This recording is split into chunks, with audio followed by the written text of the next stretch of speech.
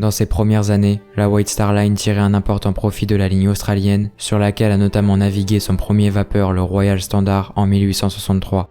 Après la faillite de la société et son rachat par Thomas Henry Ismay, la ligne australienne est abandonnée et ce n'est que 30 ans plus tard que les dirigeants de la compagnie décident de la réouvrir. C'est dans cette optique que sont commandés les 5 navires de classe Jubilee, 3 devant être livrés en 1899 et les 2 autres en 1901. Le premier navire est l'Afrique, qui est lancé en novembre 1898 et effectue sa traversée inaugurale en février 1899 entre Liverpool et New York. Cette première traversée sert de voyage d'essai au navire qui retourne ensuite en chantier pour 7 mois de transformation. Le Médic est terminé au même moment et entre en service au mois d'août. Construit légèrement plus tard, le Persic est lancé le 7 septembre et entre en service en décembre. Son arrivée permet à la White Star Line de stabiliser son service colonial à destination de l'Australie.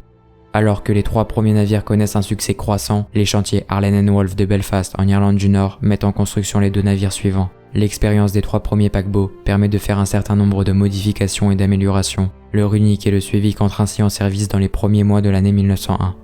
La seconde guerre des Boers en Afrique du Sud va troubler la réussite des navires de la classe. En effet, en 1901, ils sont réquisitionnés comme transport de troupes.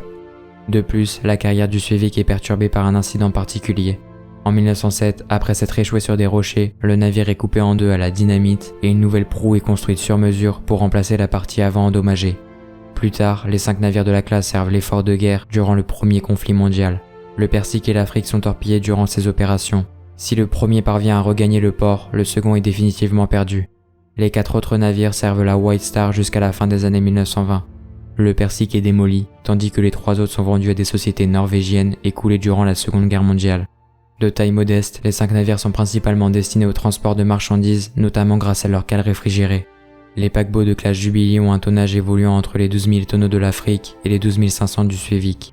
Ils arborent tous une unique cheminée de couleur ocre-brun surmontée d'une manchette noire et sont pourvus de 4 mâts servant principalement à la charge des cargaisons.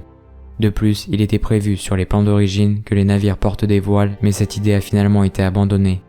La silhouette des paquebots diffère cependant entre le trio mis en service en 1899 et le duo de 1901. En effet, la passerelle de navigation des 3 premiers est classiquement positionnée, alors que celle du Runic et du Suevic est située entre les 2 mâts avant pour assurer une meilleure visibilité à l'équipage.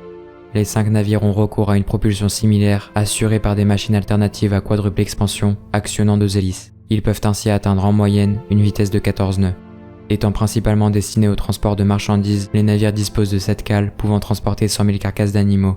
Les passagers sont pour leur part logés dans les ponts supérieurs arrière du navire. Les 3 premiers paquebots sont conçus pour transporter, avec un certain confort, 320 passagers de classe intermédiaire, autrement appelés classe cabine.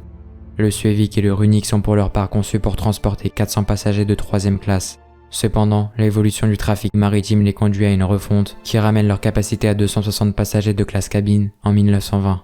Juste avant que la vidéo se termine, je vous invite à voir, si celles-ci sont disponibles, les vidéos détaillées de l'Afrique, du Médic, du Persic, du Runic et du Suevic sur ma chaîne YouTube.